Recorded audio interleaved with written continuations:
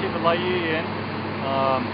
It will still be probably until next year before we're ready to start building a new inn.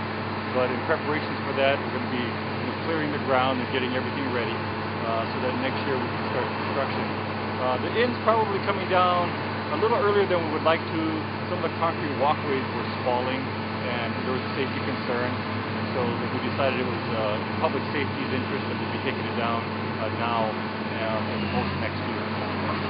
But Tajiri Lumber is doing our demolition. There'll be about a week to knock down most of the structures, and then another week to clean everything up. We're going to be grinding up as much of the concrete as we can and using it for road base in some of our dirt roads. So reusing as much as we can.